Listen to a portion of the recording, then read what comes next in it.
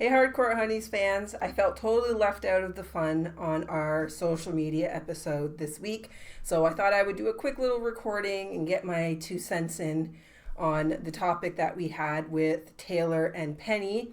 And thank you again, Jamal, for stepping in on short notice. I didn't have a ton of time when I found out that I wasn't going to be available, so we really appreciate you stepping in.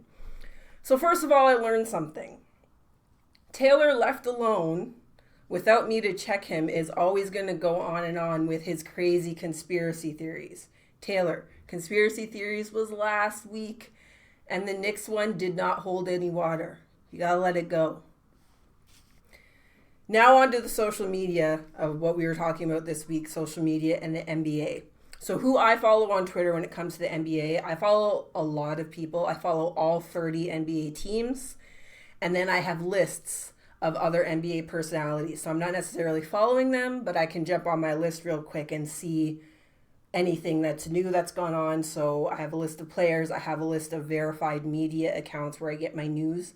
That's my Twitter thing. I follow most current and a lot of former Raptors players, Jonas Valanciunas, Danny Green, Kyle Lowry, of course, and Fred VanVleet.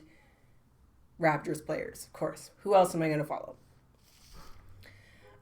In terms of sensitive players that were not mentioned, Andre Drummond is pretty sensitive, as we know, and he became my first player interaction because of that sensitivity last week after I wrote an article calling him out on saying he was the best rebounder of all time.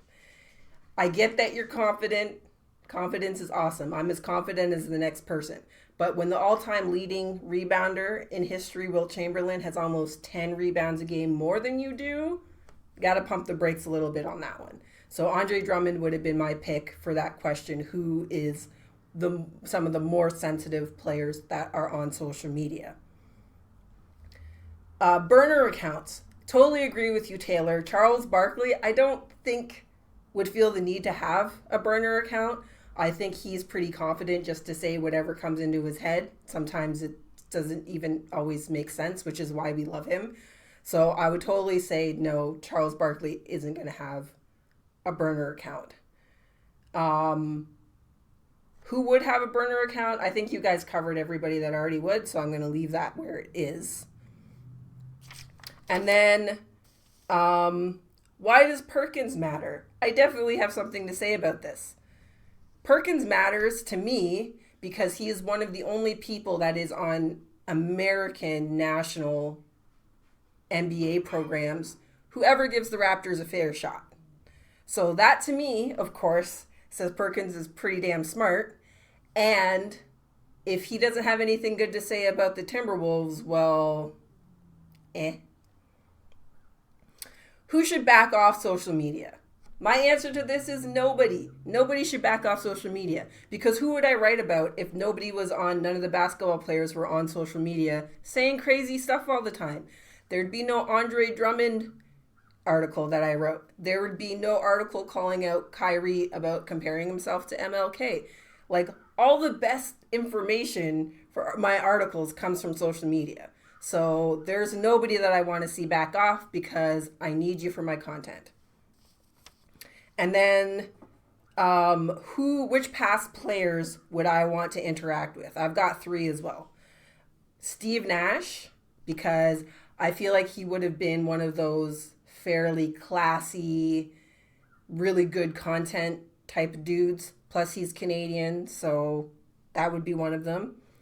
Reggie Miller, I pick Reggie Miller because I'm curious, because I haven't been able to really put my finger on what I think his social media personality would have been like while he was still playing. I think it might have been interesting because he's been mentioned as somebody that trash talked the refs a lot in some things that I've watched. So I'd be curious about that. And my number one person that I would have wanted to see on social media, who is no longer playing, Bill Laimbeer.